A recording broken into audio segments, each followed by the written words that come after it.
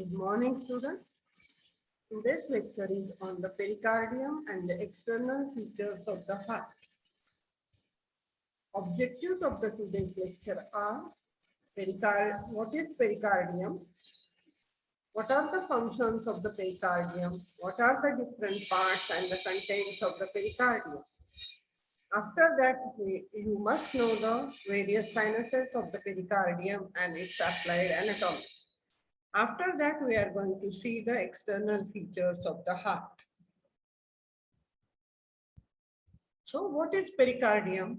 Pericardium is a fibroserous sac which encloses the heart and the roots of the great vessel. So here is the heart and here are the great vessels, and this green color is nothing but the pericardium which encloses the heart and the large blood vessels. It is located in the middle mediastinum behind the body of the sternum and second and the sixth costal cartilages, and in front of the bodies of the fifth to eighth thoracic vertebrae. What are the functions of the pericardium? It restricts the excessive movements of the heart. It serves as a lubricated container for the heart to contract and relax. It limits the cardiac distension. So these are the functions of the pericardium. It restricts the excessive movements of the heart.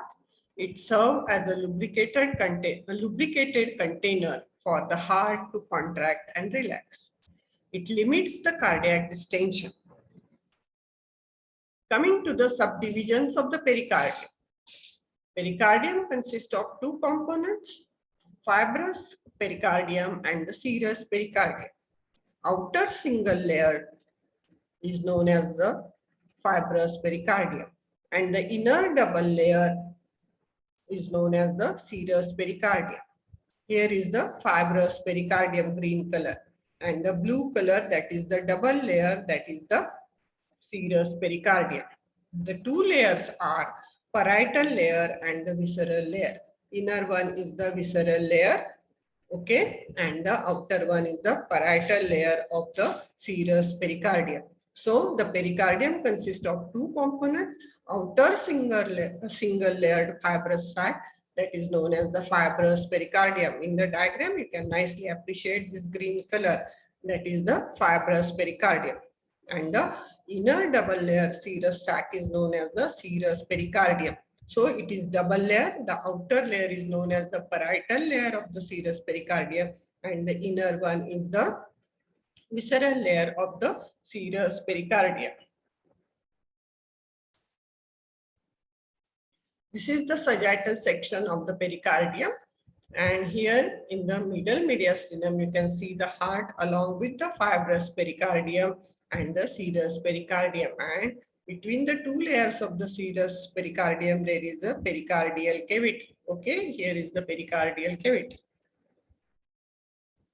Now coming to the, we will see in details about the layers of the pericardium. Fibrous pericardium is a conical sac made up of the fibrous tissue. It protects the heart against the sudden overfeeding. So here is the conical sac of the fibrous pericardium. It has apex and the base. Apex is blunt and fused with the roots of the great vessels. These are the great vessels, that is the aorta and the pulmonary trunk, and this fibrous pericardium fuses with the great vessels and the pretracheal fascia. Base is broad. Here is the base of the fibrous pericardium, which blends with the central tendon of the diaphragm. Here is the central tendon of the diaphragm, and it fibrous pericardium fuses with the central tendon of the diaphragm. So here you can see the heart in the middle mediastinum. Now coming to the serous pericardium. A thin double-layered serous membrane. Serous pericardium is a thin double-layered serous membrane. It is a closed sac and lies within the fibrous pericardium. So here is the fibrous pericardium, and within the fibrous pericardium there is a serous pericardium which has two layers. visceral parietal layer and the visceral layer. Parietal pericardium is fused with the fibrous pericardium, and the visceral or the inner layer, which is also known as the epicardium, is fused with to the heart except along the cardiac grooves. So the visceral layer, also known as the epicardium, and it is fused to the heart except along with the cardiac grooves. So here you can see this is the fibrous pericardium, and the heart is enclosed in the serous pericardium. Now coming to the pericardial cavity, it is a potential space between the parietal pericardium and the visceral pericardium. It contains the thin film of serous fluid. What are the functions of the pericardial cavity? Pericardial cavity lubricates of the opposed surfaces. It allows the heart to move smoothly. So these are the functions of the pericardial cavity. Contents of the pericardium. Heart with the cardiac vessels and the nerves. Ascending aorta, pulmonary trunk, lower half of the superior vena cava, terminal part of the inferior vena cava, terminal parts of the pulmonary vein. So these are the contents of the pericardium. Sinuses of the pericardium. There are two sinuses between the parietal and the visceral layers of the serous pericardium. And these sinuses are transverse sinus and the oblique sinus. Transverse sinus is a recess behind the ascending aorta and the pulmonary trunk. So here is the ascending aorta and the pulmonary trunk, and the finger is in the transverse sinus. It is present in front of the superior vena cava and the superior pulmonary veins. So the transverse sinus is nothing but it is a recess present behind the ascending aorta and the pulmonary trunk. Okay, it is present in front of the superior vena cava and the superior pulmonary veins. Boundaries of the transverse sinuses are: anteriorly there is ascending aorta and the pulmonary trunk. Posteriorly there is superior vena cava and the upper margin of the left atrium. Inferiorly there is left atrium. Above there is a bifurcation of the pulmonary trunk, and on each side it opens into the general pericardial cavity. So these are the boundaries of the transverse sinus. Anteriorly there is ascending aorta and the pulmonary trunk. Posteriorly superior vena cava and the upper margin of the left atrium. Inferiorly there is left atrium. Above there is a bifurcation of the pulmonary trunk, and on each side it opens into the general pericardial cavity. So the finger is in the transverse sinus. So again here you can nicely appreciate the transverse sinus. Now coming to the oblique sinus, it is a narrow gap present behind the heart. It is a sac present behind the left atrium. So here is the left atrium, and the sac is here is the oblique sinus, which is present behind the left atrium. It is a closed sac on all the sides except below. Inferiorly it is open. It is placed between the parietal and the visceral layers. Here you can see it is open inferiorly and the closed from all the sides. Okay, so here is the oblique sinus. So here is the oblique sinus. When you lift the heart, you can put your finger in the oblique sinus. Coming to the arterial supply and the venous drainage of the pericardium, fibrous and the parietal layer are supplied by the branches from the internal thoracic artery, musculophrenic arteries, the branches from the descending thoracic aorta. Visceral layer is supplied by the branches of the coronary arteries. Coming to the venous drainage, fibrous and the parietal layers, the veins drain into the azygous and the internal thoracic vein. Visceral layers veins, they drain into the coronary sinus. Now supply, the fibrous and the parietal pericardia are supplied by the phrenic nerve, which is pain sensitive. Epicardium is supplied by the autonomic nerves of the heart.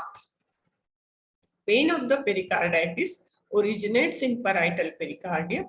Cardiac pain or the angina originates in the cardiac muscle or in the vessels of the heart. Coming to the applied anatomy. Pericardial effusion. Collection of the fluid in the pericardial cavity is known as the pericardial effusion. It is drained by puncturing.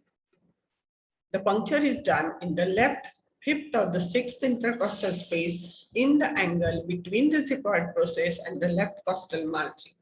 Pericarditis is the inflammation of the pericardium. Now we will see the external features of the heart.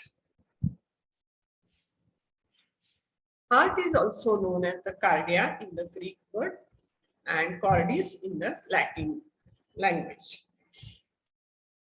It is a hollow muscular organ situated in the mediastinum of the thoracic cavity. It is enclosed in the pericardium. The length of the heart is 12 centimeter and the width is 9 centimeter.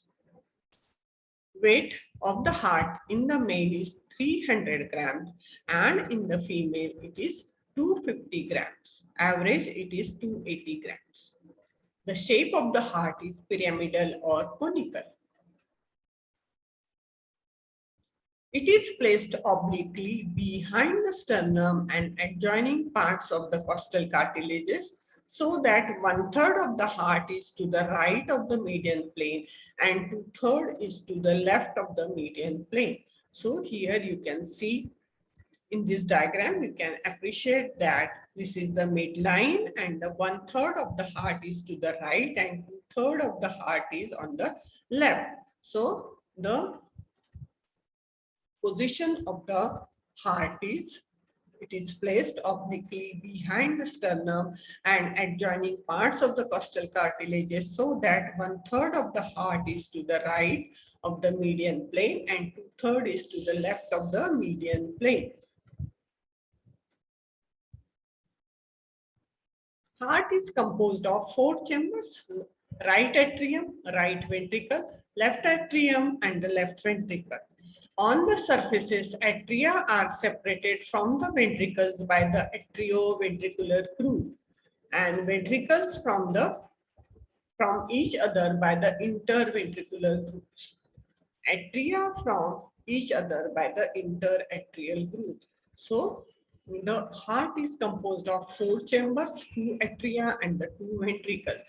On the surface, the ventricles are separated by the from the atria by the atrioventricular groove and ventricles from each other by the interventricular grooves.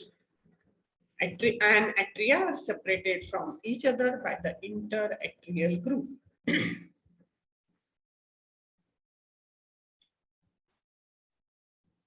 Heart has apex and the base which is quadrilateral and posteriorly present.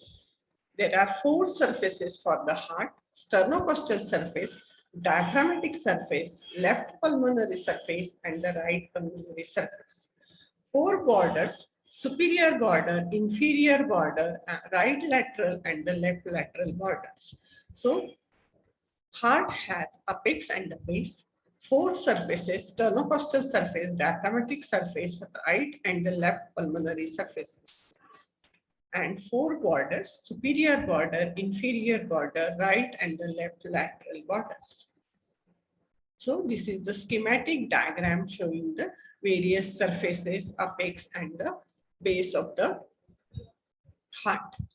Here is the apex and here is the base of the heart schematic diagram. This is the anterior surface, this is the diaphragmatic surface, this is the left pulmonary surface, and this is the right pulmonary surface. Okay, this is the superior border, this is the inferior border, this one. Okay, this is the left lateral border and this is the right lateral border. So by the schematic diagram, you can appreciate the various surfaces, borders of the heart. First, we will see the apex of the heart. Apex of the heart is conical area formed by the left ventricle and it is the most mobile part of the heart. It is directed downward, forward, and to the left.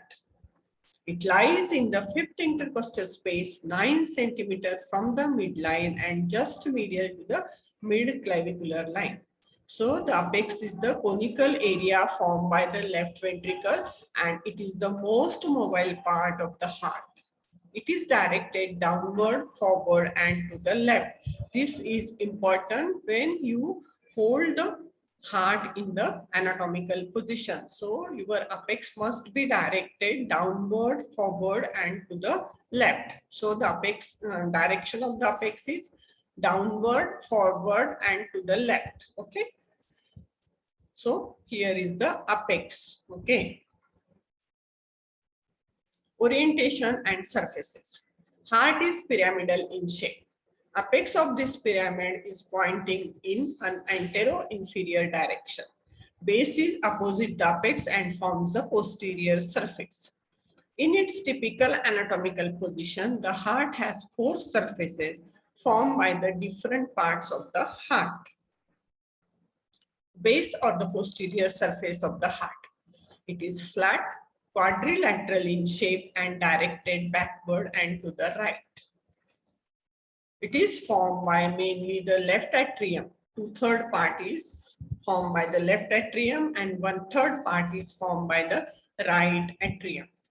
Characteristic features are, it is located opposite the apex, in front of the 5th to 8th thoracic vertebra in lying position, and it descends 1 vertebra in erect posture, that is 6 to 9 thoracic vertebra. It is separated from the thoracic vertebra by the oblique pericardial sinus, esophagus, and the aorta. Okay. So the base is nothing but the posterior surface of the heart. It lies opposite the apex and it is formed mainly by the left atrium and partly by the right atrium. Okay. So here is the base, mainly formed by the left atrium and partly formed by the right atrium. Anterior surface, which is also known as the sternocostal surface, it is formed mainly by the right ventricle and partly by the right atrium, which are separated by the anterior part of the atrioventricular groove. Also partly by, it is formed by the left auricle and the left ventricle. But the anterior surface is mainly formed by the right ventricle and partly by the right atrium, left auricle, and the left ventricle. Left atrium is hidden on the front by the ascending aorta and the pulmonary trunk. Part of the sternocostal surface is uncovered by the left lung, that is known as the cardiac notch, forming an area of superficial cardiac dullness. So here you can see the anterior or the sternocostal surface, which is mainly formed by the right ventricle, then right atrium partly, and the left ventricle and the left auricle. Diaphragmatic or the inferior surface, which is flat, rests on the central tendon of the diaphragm. It is formed mainly by the left ventricle and the right ventricle, which are separated by the posterior interventricular groove. So the diaphragmatic surface or the inferior surface is flat. It rests on the central tendon of the diaphragm. 2/3 part of the diaphragmatic surface is formed by the left ventricle and 1/3 part is formed by the right ventricle, and they are separated by the posterior interventricular groove. Right and the left pulmonary surfaces. Right pulmonary surface faces the right lung and it is broad and convex. It is formed by the right atrium. Left pulmonary surface faces the left lung. It is broad and convex, formed by the left ventricle and the left auricle. So here you can see the photograph of the heart in situ. in the cadavers. Okay, this is the sternocostal surface, this is the right border, this is the diaphragmatic surface, here is the apex and the left border of the heart. Here is the ascending aorta, here is the pulmonary trunk. Coming to the borders of the heart, here is the upper border, here is the inferior border, left border and the right border. So you can nicely appreciate the borders in this diagram. Upper border or the superior border, inferior border, left border and the right border. Okay. Superior border is slightly oblique. It is formed by the right atrium and the left atrium. Anteriorly, its view is obscured by the ascending aorta and the pulmonary trunk. Inferior border is nearly horizontal, extend from the opening of the inferior vena cava and the apex of the heart. It is formed by the right ventricle and the right atrium. It separates the anterior surface from the inferior surface. So, superior border is slightly oblique, mainly formed by the right atrium and the left atrium, but anteriorly its view is obscured by the ascending aorta and the pulmonary trunk. Inferior border is nearly horizontal and you can nicely appreciate it. It extends from the opening of the inferior vena cava to the apex of the heart. It is formed by the right ventricle and the right atrium, and it separates the anterior or the sternocostal surface from the inferior or the diaphragmatic surface. Right surface is more or less vertical, formed by the right atrium, extend from the right side of the opening of the superior vena cava to the opening of the inferior vena cava. It separates the base from the anterior surface. Left surface is curved obliquely, formed mainly by the left ventricle and the left auricle. It extends from the left auricle to the apex of the heart. It separates the anterior surface from the left pulmonary surface.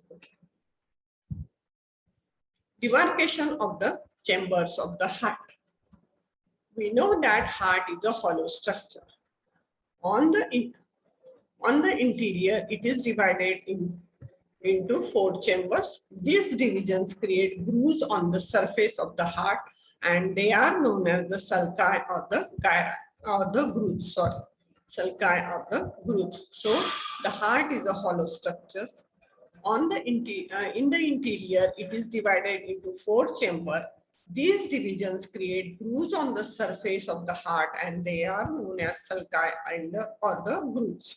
On the surface, atria are separated from the ventricles by the atrioventricular groove, which is also known as the coronary sulcus.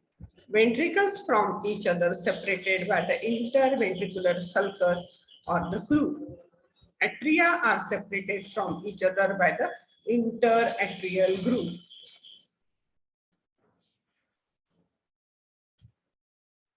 Atrioventricular groove or the coronary sulcus.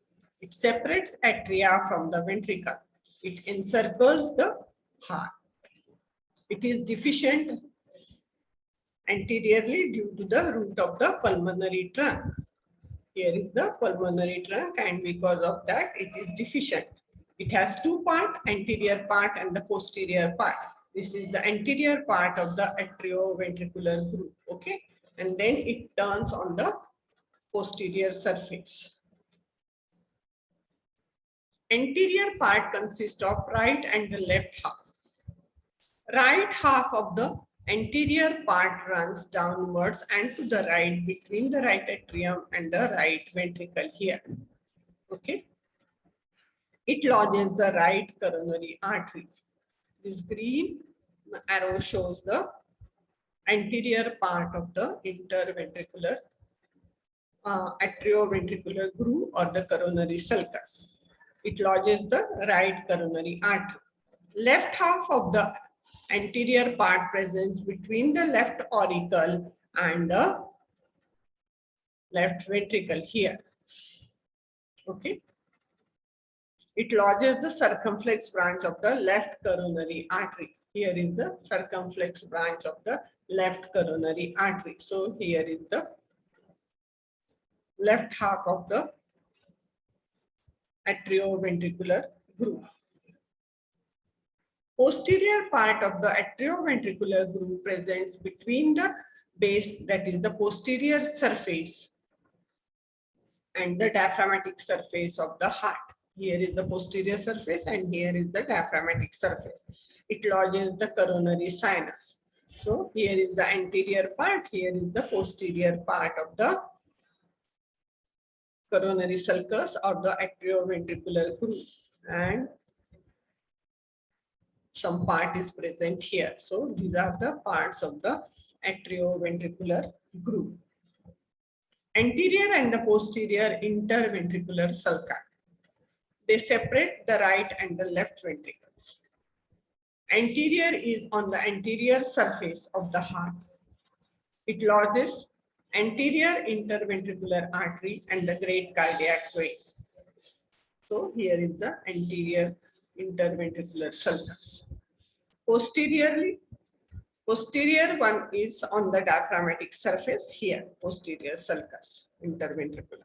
It lodges the posterior interventricular artery and the middle cardiac vein here, 1 and 2. These two sulci continues inferiorly just to the right of the apex.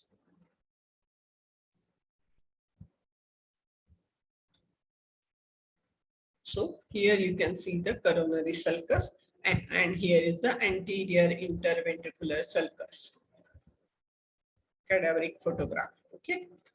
In this diagram also you can see the atrioventricular sulcus or the coronary sulcus. Here is the anterior interventricular sulcus. Crux of the heart. Meeting point of the interatrial groove, posterior interventricular groove, and the posterior part of the atrioventricular groove is known as the crux of the heart. So here is the crux of the heart. It is the meeting point of the interatrial groove, posterior interventricular groove, and the posterior part of the atrioventricular groove is known as the crux of the heart. Okay. So here you can see the crux of the heart. Okay. Coming to the external features of the right atrium. It is situated behind and to the right of the right atrium. It is elongated vertically. Right atrium. It receives the superior vena cava at its upper end and the inferior vena cava at its lower end. Here is the opening of the superior vena cava, and here is the inferior vena cava. So the right atrium receives the superior vena cava at its upper end and the inferior vena cava at its lower end. Upper anterior part is prolonged to the left to form the right auricle here. Okay.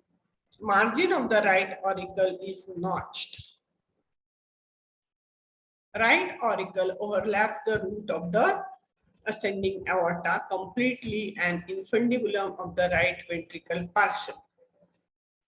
There is a shallow vertical groove visible that is known as the sulcus terminalis, which extends from the right border between the superior vena cava and the inferior vena cava. So here is the sulcus terminalis on the surface, and on the inner side it is known as the crista terminalis. Internally it corresponds to the crista terminalis. So here is the crista terminalis. When you turn this flap, so externally you can see the sulcus terminalis. Okay. Left atrium. It is thin walled quadrilateral chamber. Here you can see the left atrium. It is a thin walled quadrilateral chamber. It is situated behind and to the left of the right atrium. Ascending aorta and the pulmonary trunk conceals its anterior surface. Anteriorly, you cannot see the left atrium because of the ascending aorta and the pulmonary trunk. Left atrium forms the left 2/3 of the base of the heart. Left auricle projects anterosuperiorly. It receives the oxygenated blood from the two pairs of the pulmonary veins and sends the same to the left ventricle through the mitral opening. So here you can see the left atrium along with the four pulmonary veins. Okay. Coming to the right ventricle, it is a thick walled triangular chamber. Here you can see the right ventricle.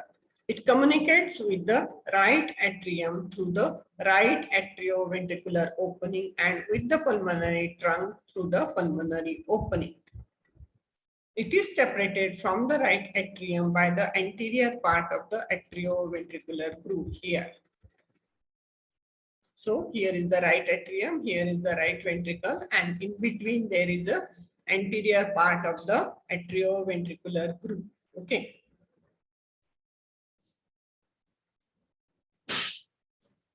Left ventricle is a thick walled triangular chamber. Here is the left ventricle and it is a triangular chamber.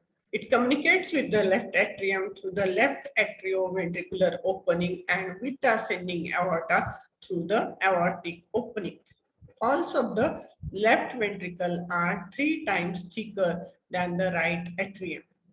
Left ventricle forms the apex of the heart and most of the left border. So the left ventricle is the thick as compared to the right atrium. It is triangular chamber. It communicates with the left atrium through the left atrioventricular opening and with the ascending aorta through the aortic opening. Walls of the left atrium are 3 times thicker than the right atrium. Okay. Thank you. This is all about the external pericardium and the external features of the heart. You may get short notes on the external features of the right atrium, right ventricle, coronary sulcus, interventricular groove, or the atrioventricular groove and pericardium. Okay, and sinuses of the pericardium. So read out. Thank you.